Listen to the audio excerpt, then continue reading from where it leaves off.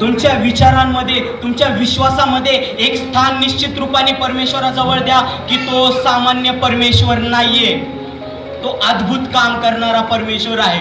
जेव्हा जेव्हा संकट येईल, जेव्हा जेव्हा परमेश्वर आपल्याला अगुवाई करेल की तू प्रार्थनेत बस, तेव्हा आपला जीव त्याच्यासाठी ताणलेला झाला पाहिजे. हालेलुया. तहान म्हणजे काय आहे माझ्या प्रियांनो? एक झाड आहे, लक्षात ठेवा माझ्या प्रियांनो, एक झाड आहे आणि सर्व प्रकारचे फळ त्या झाडावरती तुम्हाला मिळतील. अशी वनस्पती आहे. एक झाड आहे, सर्व प्रकारचे फळ. फळ म्हणजे काय?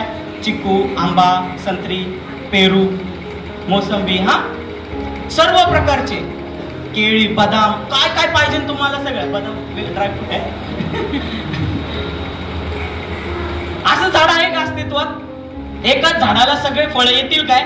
बायबल मध्ये सांगितलं की आंब्याच्या झाडाला आंब्याचेच फळ येणार. ज्या फळाची वनस्पती आहे तेच फळ त्या झाडाला येईल, त्याला कोणी बदलू शकणार नाही. बरोबर?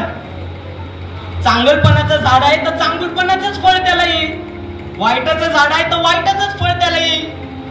पण मी अशा झाडाची गोष्ट करतोय की ते झाड आहे ना, त्याच्यावर सर्व प्रकारचे फळ लागलेले आहे. Praise the Lord. हे झाड कुठलं आहे? गलतीकरांचं पत्र 5वा अध्याय आणि 22व्या वचनामध्ये आपण वाचूयात. प्रीती, आनंद, शांती, सहनशीलता, ममता, चांगुलपणा, विश्वासूपणा, सौम्यता आणि इंद्रिय दमन हे फळ आहेत. कशाचे फळ आहेत? पवित्र आत्म्याचे फळ आहेत. हे फळ किती प्रकारचे आहेत? जोरात बोला ना. 9 प्रकारचे फळ आहे. आपल्याला एवढंच माहिती, 9 प्रकारचे फळ आहेत. आणि हे किती झाडाला आहे? शक्य आहे का? आपण किती व्यक्ती आहोत इथे? वेगवेगळ्या प्रकारचे व्यक्ती आहोत. पण बायबल मध्ये सांगितलेलं आहे की फळ किती आहेत? 9. आणि ते किती झाडाला पाहिजे? एका झाडाला पाहिजे ना हे 9 फळ. आणि ते 9 फळ काय एकच आहेत का? वेगवेगळ्या प्रकारचे आहेत. काय काय प्रकार आहेत? प्रीती, आनंद, शांती, सौम्यता, सहनशीलता, ममता, इंद्रिय दमन, चांगुलपणा, विश्वासूपणा. हे 9 प्रकारचे फळ एका झाडाला शक्य नाही. पण तुम्ही एक विसरतात माझ्या प्रियांनो, हे झाडाचे फळ नाही, हे मनुष्याचे फळ नाहीये. कुठलाच मनुष्य हे 9 फळ ग्रहण करू शकत नाही. म्हणून त्याला आत्म्याचे फळ म्हटले गेलेले आहे. हालेलुया. हा आत्मा पवित्र आत्मा आहे. हा पवित्र आत्मा पाण्याचा झरा आहे आणि जो त्या झऱ्याजवळ येतो ते फळाची प्राप्ती तुमच्या आणि माझ्या जीवनात आपल्याला मिळेल. हालेलुया. स्तुती का प्रभूची की त्यांनी आपल्याला या फळांद्वारे आपल्याला ब्लेस करणार आहे. वचनासाठी उत्सुक आहात का माझ्या प्रियांनो? हालेलुया बोला ना. हालेलुया. विचार करण्याच्या प्रक्रिया आहे. आता तुम्ही आणि मी एका विचारांमध्ये जाणार आहोत, एका गोष्टीच्या आधारामध्ये जाणार आहोत आणि त्या गोष्टीसाठी एक विचार मी तुमच्यासाठी मांडतो. ते विचार फक्त पवित्र शास्त्रावर आधारित आहेत आणि आधारितच नाही हे की परमेश्वर त्यातून आपल्याला चांगल्या चांगल्या गोष्टीतून आत्मिकरित्या वाढवणार आहेत. म्हणून हे उदाहरण दाखल तुम्हाला सांगतो. ते बायबल मधून आणि वचनामधून तुम्हाला सांगण्याचा मी प्रयत्न करतो की परमेश्वर ब्लेस करू आपल्याला. Praise the Lord. आज माझ्या प्रियांनो तुम्ही आणि मी परमेश्वरासाठी एकत्र झालेलो आहोत. काही मीटिंग आहेत, जे ऑनलाईन मध्ये लोक जुडले आहेत त्यांनी पण या वचनाकडे मन लावू.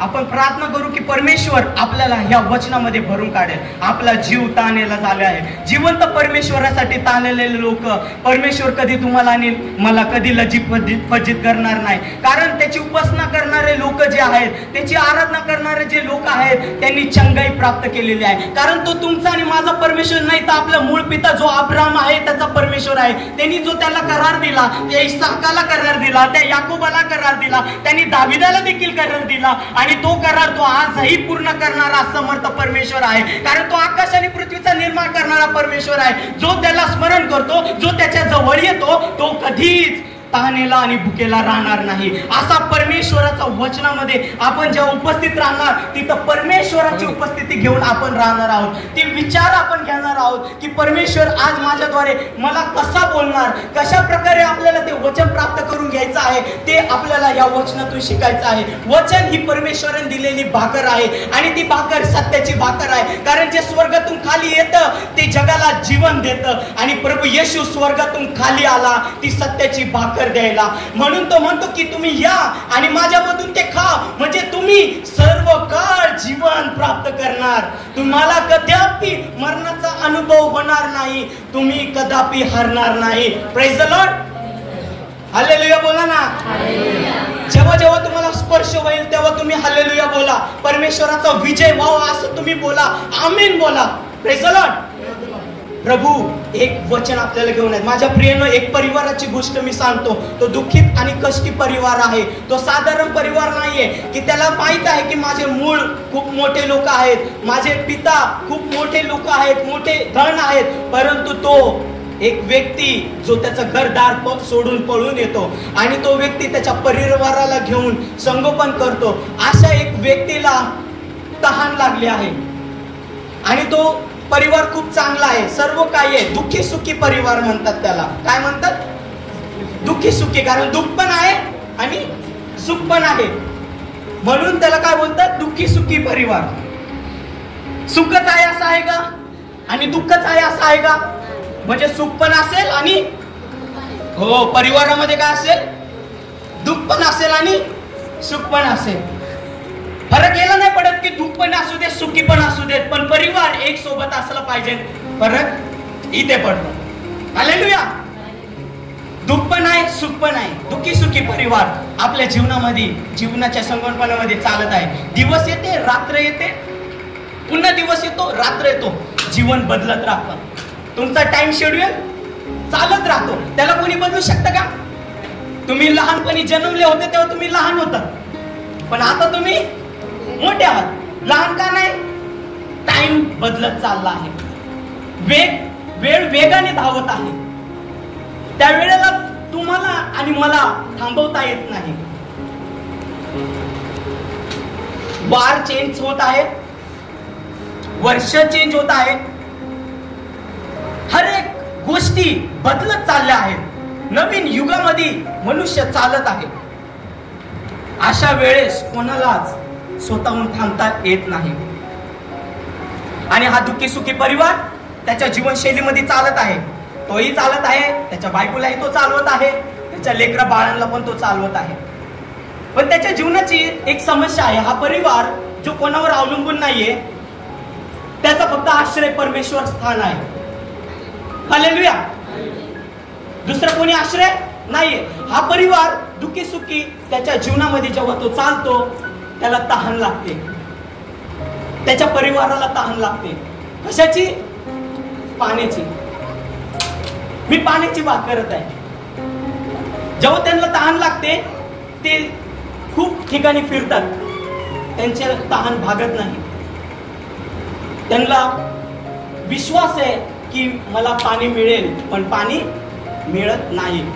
माझ्या प्रियांनो, तहान एवढी भयंकर असते की मनुष्य नाही का उपाशी राहू शकतो, पण तहान लागली ना तो राहू शकत नाही.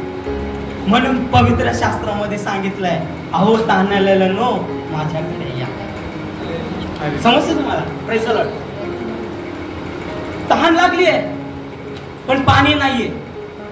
मी पाणी पिऊ शकतो, माझ्याकडे एक प्याला आहे आत्ताच्या परिस्थितीमध्ये, पण मलाच थोडी तहान लागली आहे, माझ्या घरच्याला पण तहान लागली आहे, मला परवरिश करायची आहे. बघा, माझ्या लेकराला पण ते तहान भागवायसाठी मला पाणी द्यावं लागेल. पण आता त्या परिवारामध्ये एक ग्लास पाणी आहे, तर ते पाणी फक्त पिताच पिईल का? फक्त माताच पिईल का? ती कोणाला देणार? लेकराला देणार. का देणार? उत्तर सांगा यार.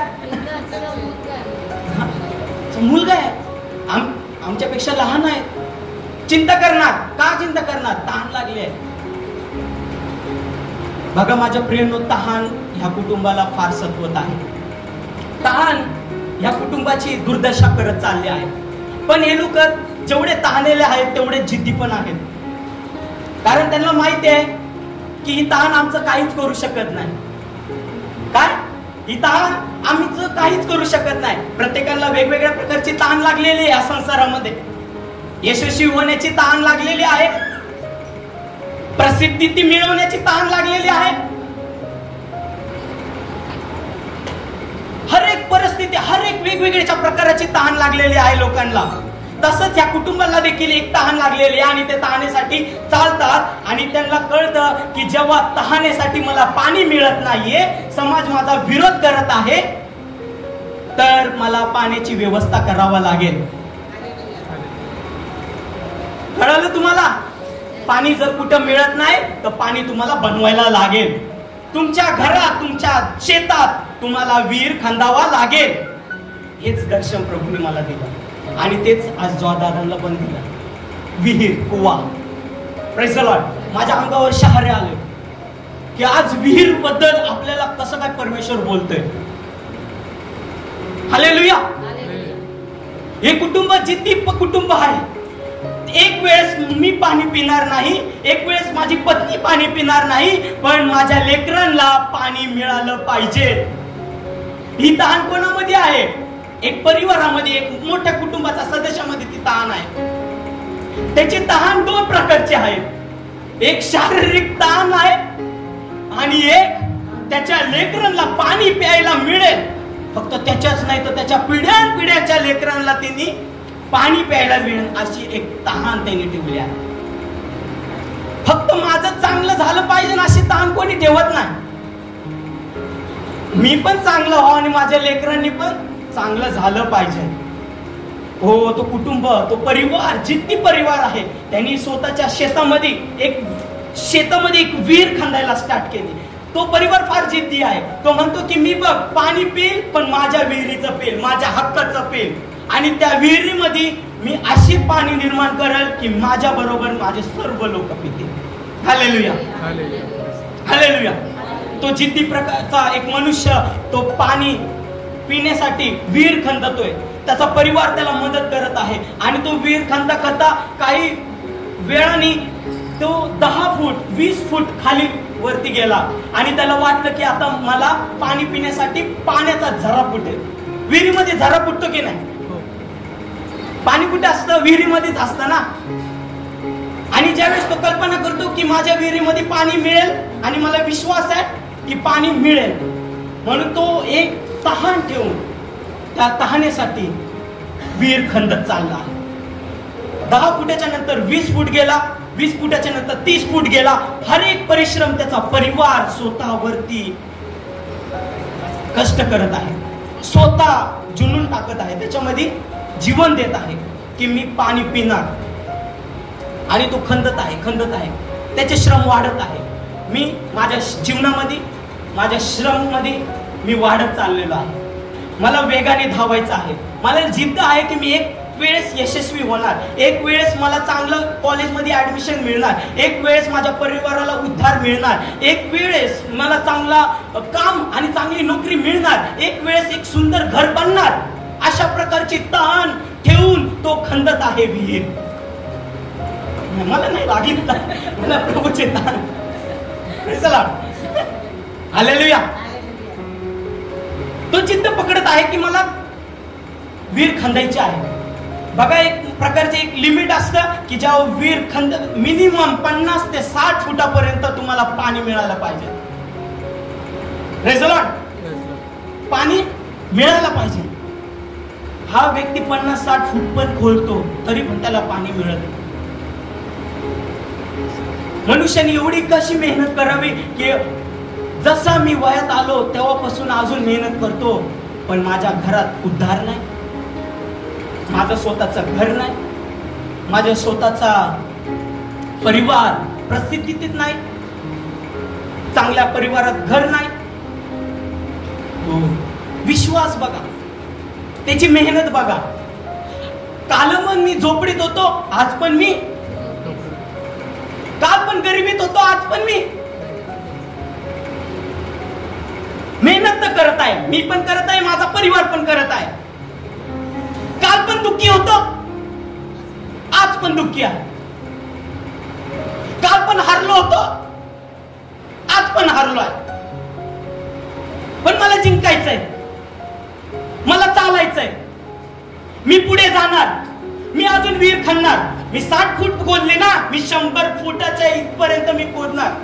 आणि त्याच्यामध्ये जिद्द आहे, त्याच्या परिवारामध्ये जिद्द आहे. मी पाणी पिईल, मला तहान लागली आहे. माझी विहीर कोरडी राहणार नाही, ती सुकून जाणार नाही. मी सुकलेलं जीवन जगणार नाही, मी निराशाचं जीवन जगणार नाही. मी भरोसा ठेवला आहे. मी जर माझा भरोसा ठेवला आहे तर मी यशस्वी होईल.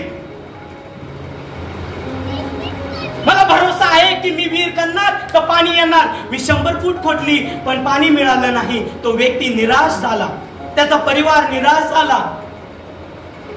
काय सांगू दादा, तो रडत होता. आधीच दुःखी, अजून दुःख.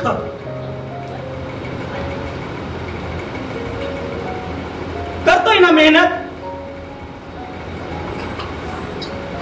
100 फुटाचे 200 फूट त्यांनी मेहनत केली.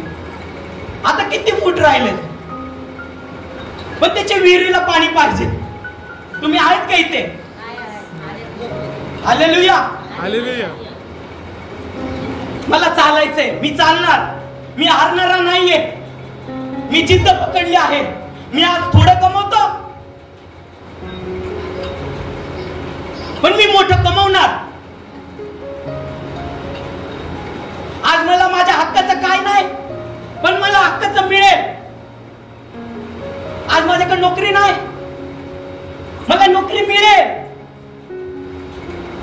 ओ माझा इलाज होत नाहीये, मी शारीरिकरित्या निर्बळ आणि दुर्बळ आहे, पण मी बरी होणार. मी माझं आरोग्य मिळवणार. मी हारलो नाही, मी जिंकणार आहे. मी 200 फूट खोदला आहे, मी 250 फूट खोदणार विहीर. आणि त्यांनी 250 फूट खोदली तरी पण विहीर कोरडी आहे. काय चाललंय? मी म्हटलं की आता मी पुढे जाईल. मी दुसरं पाऊल टाकलं, मी दुसरं पाऊल टाकलं. कोणी म्हटलं की अरे एवढ्या जणी चालत नाही, अजून कष्ट करावं लागल. म्हणून मी अजून कष्ट केले. 250 फूट विहीर कोणती, पण विहिरीमध्ये पाणी नाही. एक एक आशा, एक एक भरोसा, एक एक प्रार्थना, एक एक उपवास मी ठेवले. एक एक प्रचार, एक एक उपासना, भक्ती, संगीत, हो सर्व काही केलं, पण माझ्या विहिरीला पाणी मिळालं नाही. माझे संकट दूर झाले नाही. माझे अरिष्ट माझ्यापासून दूर गेले नाही. माझा आजार माझ्यापासून दूर गेला नाही. मी काल पण तिकडेच होतो, आज पण इकडेच आहे. काल पण दुःखी होतो, आज पण दुःखी आहे. हो असं आहे का? पण मी हार मारणार नाही. मी जिद्द पकडली आहे. मी 250 फूट खोदली, आता मी 300 फूट खोदणार. त्याचा परिवार कष्ट करत चाललेला आहे, कारण त्याला तहान लागली आहे. पण त्याची विहीर काय झाली आहे? बोला, सुकली आहे. सुख प्रकारचं जीवन आपण जगत आहे. कसं काय? त्याचा भरोसा तर परमेश्वर आहे. सुख प्रकारचं जीवन कोरड झालेलं आहे, सुकून गेलं आहे, कल्लोळ झाला आहे. त्या विहिरीमध्ये जर कोणी गेला आणि आवाज केला, हे तर आवाज चारी बाजूने गुंजणार, पण पाण्याचे झरझऱ्याचा एक पण कल्लोळ त्याच्या कानापर्यंत पोहोचत नाही. पूर्ण सुनसान विहीर पडली आहे, एकदम शांत. मेहनत तर होत आहे, पण रिझल्ट येत नाहीये. रिझल्ट म्हणजे एखाद्या तिकीट घरामध्ये आपण नंबर लावतोय, आता येईल, आता येईल, आता येईल, माझा नंबर येईल. कोणाला नंबर लावायला आवडतं का? अरे कुठंच नाही आवडत कोणाला नंबर लावायला. दवाखान्यात पण नाही आवडत. डीमार्ट मध्ये एवढं स्वातंत्र्य मिळालेले आहे आपल्याला, सर्व सामान आपण हक्काने घेतो, पण नंबर लावायचं झालं ना कोणालाच आवडत नाही. सगळेजण वैतागतात. बरं एवढं जाऊ द्या, माझा नंबर 10वा नंबर आहे बरं का. आता मी कितव्या नंबरवर आलो? 3ऱ्या नंबरवर. तरी पण यो माणूस काय म्हणतो माहिती का? काश मी याच्या पहिला असते. नंबर लावायचं तरी पण म्हणलं ना तरी विचार, काश मी इथं असते. म्हणजे याच्या जागेवर मीच असतो तर झालंय का? हा, कोणालाच नाही आवडत. आणि हा मेहनत करतोय. सुनसान झाले. किती खोल झाले आता?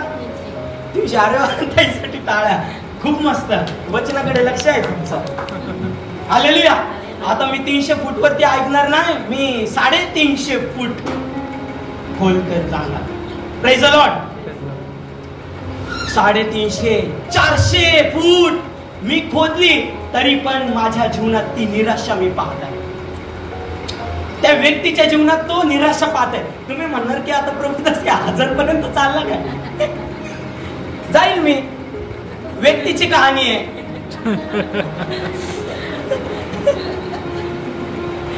पटलं बाबा. Praise the Lord. जेव्हा तो व्यक्ती मेहनत करतो, लास्ट मध्ये 430 फुटावरती मुरुम आढळतो. आणि तो मुरुम एवढा कडक असतो की त्याच्या खाली खणता येत नाही त्यांना. तो आता त्याच्या पुढे जाऊ शकत नाही. बघा, मेहनत तर आपण करतो कशासाठी? की आपल्या लेकरांना तहान लागली आहे, आपल्या परिवारासाठी करतो. कष्ट घेतो आपल्या परिवारासाठी. अभ्यास करतो आपल्याला उच्च शिक्षण मिळण्यासाठी. आरोग्य केंद्र जातो का? आपल्याला आरोग्य मिळण्यासाठी. वकिलात न्याय मागायला जातो कशासाठी? न्याय मिळण्यासाठी. पण मी शिक्षण घेतोय, मी विहीर खणतोय, पण मला पाणी मिळत नाही. वाव. शिक्षण घेतोय पण मला डिग्री मिळत नाहीये, मला चांगल्या जागेवर काम मिळत नाहीये. मी आरोग्य केंद्रात जातोय पण मला आरोग्य मिळत नाहीये. मी न्याय मागायला वकिलांकडे जातो पण मला न्याय पण मिळत नाही, सत्याचा न्याय मिळत नाहीये. एवढी मेहनत घेतली आहे पण निराशा आहे. विहीर सगळी कोरडी पडली आहे. त्या कोरड्या विहिरीमध्ये पाण्याचा एक सुद्धा ललकार नाही राहिला, एक सुद्धा विश्वास नाही राहिला. एक भरोसा ठेवून, विश्वास ठेवून आणि हर एक आशा, धीरज ठेवून, सौम्यता पण ठेवली, हा, विश्वासूपणा पण ठेवला, चांगुलपणा पण ठेवला, इंद्रिय दमन पण ठेवलं, प्रीती पण ठेवली, आनंद पण ठेवला, शांती पण ठेवलं. पण जीवन सुक्क पडले आहे. विहीर सुक्की पडलेली आहे. त्या विहिरीमध्ये पाण्याचा एक पण ललकार शब्द त्याला ऐकायला आला नाही. माझ्या प्रियांनो, एक पण ललकार आला नाही. अशा कित्येक प्रकारचं जीवन आहे. बघा, वाईट ह्या गोष्टीचं वाटतं की ती विहीर कोरडी आहे म्हणून वाईट नाही वाटत. हो माझ्या प्रियांनो, वाईट तेव्हा वाटतं की त्याला पाणी पण कोणी देत नाही. हालेलुया. विहीर कोरडी आहे चालेल, त्याच्या जवळ पाणी नाहीये, पण त्याच्यामध्ये तहान आहे. तहान आहे तर काय करावं लागेल? विहीर तर खंदून पाहिले, झालं का? नाही झालं आणि होणार पण नाही. आता तर काहीच होणार नाही. सर्व करून पाहिलं की नाही? सगळं कागदपत्रे देऊन पाहिले, सर्व उपचार करून झाले, सर्व शिक्षणाचे सर्टिफिकेट मिळून झाले, नोकरी नाही, घर नाही, काल पण गरिबी, आज पण गरिबी, काल पण दुःख, आज पण दुःख, काल पण संकटे होती, आज पण संकटे, काल पण निराशा होती, आज पण निराशा आहे. पण माझ्या परिस्थितीमध्ये बदल नाही, माझ्या आत्मिक उन्नतीमध्ये बदल नाही. हो, सगळं काही सुख पडलेलं आहे. म्हणजे असं आहे की प्रार्थना पण चालू आहे, उपवास पण चालू आहे, पण येशूची उपस्थिती आहे का? चांगला प्रचार आहे, चांगलं गीत आहे, वर्शिप आहे, पण उपस्थिती येशूची नाहीये. सर्व काही दुष्काळ आहे. पाण्याची तो वाट बघत आहे पण पाणी काही त्याच्या विहिरीला येत नाही. म्हणून माझ्या प्रियांनो, जेव्हा तहान लागते तर परमेश्वर म्हणतो माझ्या जवळ या.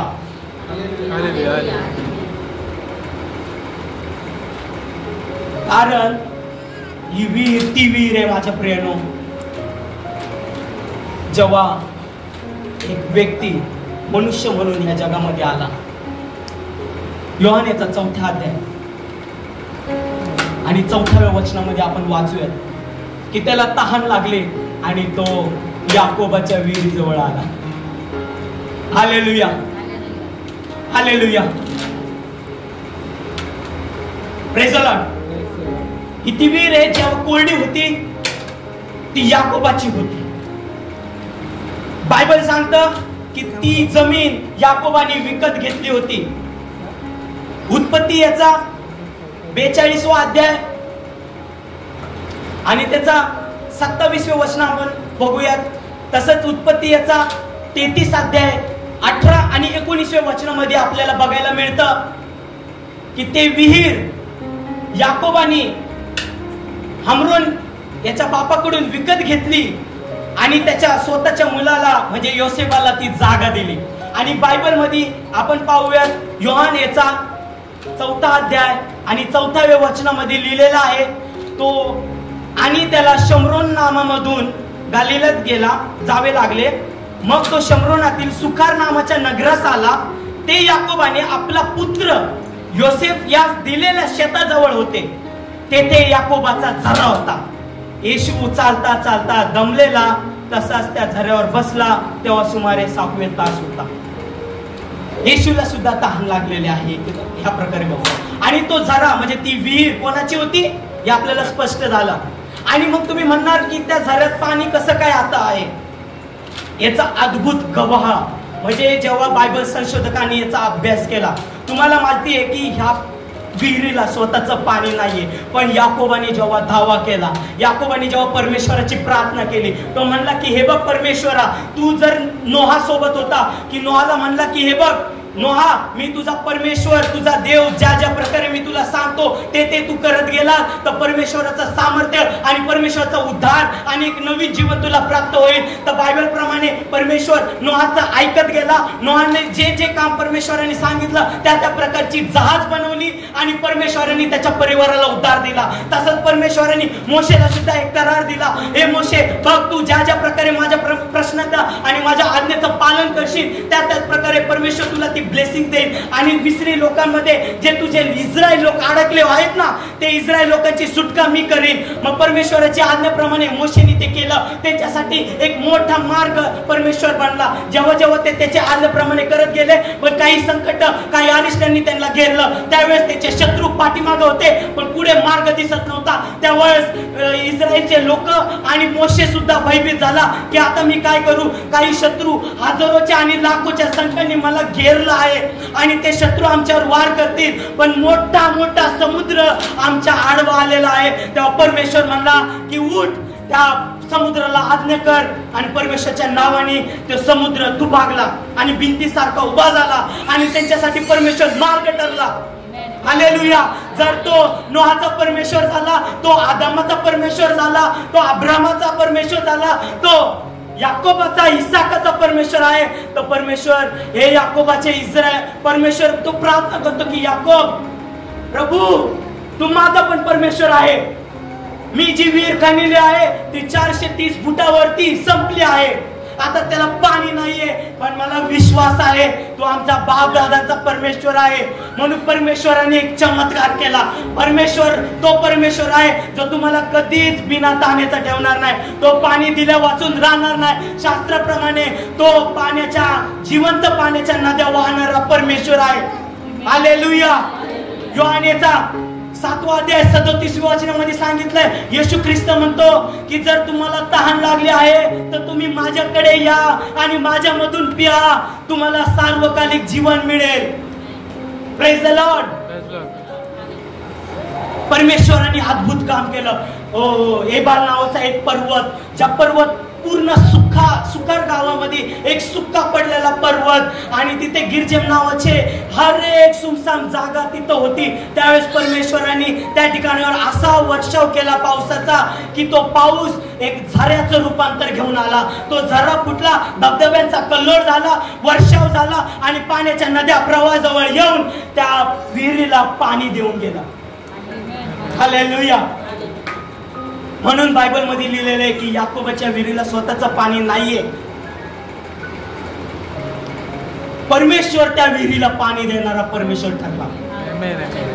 तुमचं जीवन तुमच्या कष्टावर अवलंबून नाहीये. तुमचं आश्रयस्थान जर परमेश्वर आहे, तुमची तहान आणि भूक परमेश्वर आहे, तर परमेश्वर तुम्हाला जीवन देणारा आणि प्रस्थापित करणारा, उच्चस्थानी स्थापित करणारा परमेश्वर आहे. कारण आपण काही शिक्षण घेतो पण नोकरी हासिल करत नाही, आपण ते कष्ट घेतो, काही घर बांधतो पण त्या घरामध्ये सुखच भेटत नाही. तर अशा गोष्टीमध्ये जर आपण कष्ट करतो तर तहान लागून परमेश्वराच्या जीवनाजवळ येतो, तर तो जिवंत पाण्याचा झरा वाहणारा परमेश्वर आहे. काय तुम्ही विश्वास करता त्या जिवंत पाण्याच्या प्रवाहाजवळ जर तुम्ही आलात तर येशू तो जीवनाचं पाणी आहे. येशू ते पाणी आहे जे सर्वकालिक जीवन देतं. तो कधीच मरणाचा अनुभव देणार नाही, तो अनंत काळचं जीवन देतो. काही लोक ऑनलाईन आहेत, काही लोक इथं उपस्थित आहेत, कदाचित विचार करतील की आज ते सुखद जीवन मी काहींनी लोटलं आहे तर काहींनी त्याला झेलत आहे. काही विश्वास करतात की मी आज ते कमवेल, आज मी करेल आणि उद्या मी करेल. पण माझ्या प्रियांनो, तुम्ही आणि मी आपण काही करू शकत नाही. आपल्यासाठी जो करणार आहे तो समर्थ परमेश्वर आहे. मी 2 दिवसापूर्वी नाही, प्रचार आहे, होईल, सगळं काही होईल, पण ज्यावेळेस मी प्रिपरेशनला बसलो माझ्या हातात काहीच नव्हतं. माझ्या प्रियांनो, मी एकदम स्टॉप झालो, कारण मला माझ्या हातामध्ये, माझ्या ज्ञानामध्ये काहीच नाहीये. माझ्यासाठी परमेश्वर सर्व काही आहे. माझा कंठ आहे पण शब्द परमेश्वराचा. जर परमेश्वर करेल तो उत्तम करेल. तो त्याच्या लेकरांना ती उत्तम भाकर दे. त्याला सर्व काही माहीत पाहिजे, त्याला माहिती आहे. अहो परमेश्वराच्या लेकरांनो, त्याचे स्तवन करा, त्याचा जय जयकार करा. तो करुणामय आणि करुणानिधी परमेश्वर आहे. इस्रायलच्या सर्व लोकांवर तो दया करणारा, सामर्थ्य करणारा परमेश्वर आहे. तो कदापि तुम्हाला सोडणार नाही. त्यांनी दाविदाला पण कधी सोडलं नाही. तो भयभीत झाला, अरिष्टांनी त्यांना घेरलं होतं, परंतु त्यांनी परमेश्वराचा दावा केला. त्याला माहिती आहे की मृत्यू छायेच्या दरीतून पण मी गेलो तरी पण मी डुबणार नाही, मी मरणार नाही. म्हणून तो म्हणतो की परमेश्वर माझा उत्तम मेंढपाळ आहे, तो माझं रक्षण करतो. मी घरात असताना आणि मी घराच्या बाहेर जाताना माझ्यासोबत पावलांसोबत चालणारा परमेश्वर माझे रक्षण करीतो. तो माझ्या केसाला पण धक्का लागणार नाही. मग ते याचा दावा दे 32 वचनामध्ये की तुझ्या केसाला पण धक्का लागून देणार नाही. तर जिवंत परमेश्वरचा करार तुम्हाला आणि मला मिळालेला आहे. तो म्हणलेला आहे की विश्वास करशील तर तुला लज्जित आणि फज्जित होणार नाहीस. इर्मया 33:3 मध्ये तुम्हाला हाक मार, मी तुला उत्तर देईन, मी तुझ्या बाजूने उभा राहील. तुझे शत्रू तुझ्या डोळ्यासमोर हेच बांधून खात. Praise the Lord. तुम्ही विश्वास करा.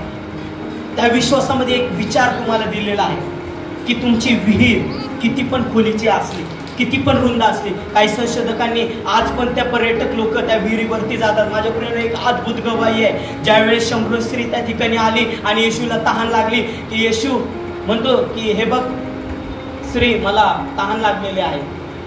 ती म्हणते की मी शंभरोनी आणि तू तर यहुदी आहेस. म्हणजे याआधी एक भेद होता.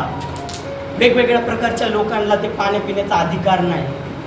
म्हणून याकोबाने ती विहीर बांधली. ती विहीर अशी बांधली की मी पण पेईल आणि माझे लेकरं पण पिळेल. आणि बायबलमध्ये योहानेचा 4वा अध्याय आणि कोणी वाचेल का 12वं वचन आणि 13वं वचन कोणी वाचेल का? आमचा पूर्वज याकोब याने ही विहीर आम्हास दिली. बघा, आमचा पूर्वज याकोब कोणी दिली? याकोबाने दिली. कोणाला? आम्हाला दिली. तो स्वतः आणि त्याचे पुत्र आणि त्याचे गुरे ढोरे हेच पाणी पित होते. कुठे लिहिलंय? पवित्र शास्त्रामध्ये 4:12 मध्ये. आणि ती म्हणते की तुम्ही त्याच्यापेक्षा मोठे आहात का? याकोबापेक्षा काय मोठे आहात का? तिने येशूला ओळखलंच नाही. बरोबर. मग येशू तिला काय म्हणला? जो कोणी हे पाणी पिल त्याला पुन्हा तहान लागेल. ते विहीर रे, जी विहीर ज्या उद्देशाने बनली आहे की त्यांनी सगळ्यांची तहान भागेल. कशासाठी बनली आहे? तहान भागण्यासाठी. आपण कष्ट कशासाठी करतो?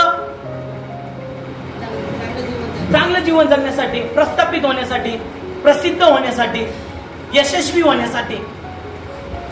पण इथं लिहिलेलं आहे, येशू म्हणतो जो कोणी हे पाणी पिईल त्याला पुन्हा तहान लागेल. म्हणजे तो तृप्त होईल का? नाही होणार. मग तो म्हणतो 4:14 मध्ये, परंतु मी जे पाणी देईल त्यातून कोणी जर तो पिईल त्याला तहान लागणार नाही. ते सार्वकालिक जीवनासाठी उपळता पाण्याचा झरा असेल. Praise the Lord. आज ती विहीर काही वर्षांपूर्वी इसवी सन 670 रोजी या विहिरीमध्ये काही संशोधकांनी अभ्यास केला. तर ती विहीर 430 खोलीवर अंतरित होती. पण ती विहीर वर्षानुवर्ष पावसाच्या झऱ्याने ती पाणी साचवण्याचं काम करते. तिला स्वतःचं पाणी नाही. म्हणजे अर्थात जसं तुम्ही आणि मी पाणी वाचवण्यासाठी किंवा पाणी साचवण्यासाठी टाकीचा कसा वापर करतो तसा वापर त्या विहिरीचा केला जातो. आणि संशोधकांनी इसवी सन याचा 1600 काहीतरी 97 मध्ये त्यावेळेस संशोधक त्या ठिकाणी गेले. त्यावेळेस ती विहिरीचं अंतर कमी झालं. म्हणजे दिवसेंदिवस ती विहीर घटत गेली. तर ती 150 फूट तिचं अंतर प्राप्त झालं. पण आता ती विहीर काय करते तुम्हाला माहिती आहे? वचनाप्रमाणे जसं सांगितलं, ही यातून जो पाणी पिईल त्याला परत तहान लागेल असं सांगितलं. म्हणजे याच्याने तहान भागवणार नाही. आज ती विहीर पूर्ण कोरडी पडली. केर कचरा टाकतात त्याच्यावरती. बघा, एखादं जीवन आहे जे पूर्ण सुकून गेलेलं आहे, त्याच्याकडे कोणी लक्ष देत नाही. अशा प्रकारचं 1800 सालामध्ये काही लोकांनी त्या विहिरीवरती संशोधन केलं. तर ती काय झालंय, दगडांनी खचून गेलेली आहे ती विहीर. म्हणजे काय टाकले, कोणी त्याला विचारत नाहीये. बरोबर? म्हणजे ही तहान जे तुम्ही मिळवलंय, जे तुम्ही हासिल केलंय, त्याला कोणी विचारणार का? एक दिवस सगळं काही गायब होईल. दिवस वेगाने पळत चाललाय. जे तुम्ही मिळवतात, ज्याच्यासाठी आपण लढत आहोत, ते काय होईल, एक दिवस निघून जाईल. परत तहान लागेल. आपल्याला नाही तर आपल्या लेकराच्या बाळाला. हर एक वेळोवेळी सगळ्या गोष्टी मिटून जाईल. आणि बायबल सांगतं की परमेश्वर तो पाण्याचा झरा आहे जो जिवंत पाणी देणार आहे. Praise the Lord. आणि आज तुम्ही त्या विहिरीजवळ जाणार तर तुम्हाला आनंदाची गोष्ट सांगतो माझ्या फ्रेंड, ऑर्थोडॉक्स चर्च त्या विहिरीवर स्थापित केले. ते चर्च काय माहितीये का? आज ते पाणी भेटत नाहीये, पण जिवंत झऱ्याचं पाणी त्या विहिरीपासून मिळत आहे. त्या चर्च पासून, त्या सेवकांद्वारे, त्या कलिशियाद्वारे आज ते जिवंत पाणी, ते जिवंत पाण्याचा झरा परमेश्वर त्याचं वचन आपल्याला देत आहे. Praise the Lord. हालेलुया. परमेश्वर तुम्हाला मार्गदर्शन करो, या वचनाद्वारे ब्लेस करो. आमेन.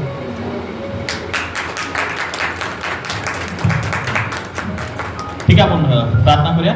आणि मी विश्वास ठेवतो परमेश्वराने आपल्याला प्रत्येकाला स्पर्श केला असेल आणि देवबाप आपल्याला नक्कीच आशीर्वाद करेल. या आपण डोळे बंद करून प्रार्थना करू. देवबाप्पा, तुला आम्ही धन्यवाद देतो. आजच्या वचनाद्वारे तू आमची भेट घेतलीस आणि तुझी इच्छा आहे की आमची तहान भूक देवबाप्पा तुझ्याकडनं असावं. तू आमच्यावर कृपा पुरव आणि जेणेकरून जो आमचा विश्वास आहे प्रभू की तू आमचा पुरवठादाता आहे आणि तूच आम्हाला सर्व काही देणारा परमेश्वर आहेस. आम्ही तुझे आभार मानतो आणि प्रार्थना करतो. इथून पुढे विभाग करत असताना पुन्हा भेटूपर्यंत तुझ्या कृपेत तू आम्हाला दाखवतो. ही प्रार्थना प्रभू येशूच्या नावात करतो. तुम्ही ऐका. आमेन.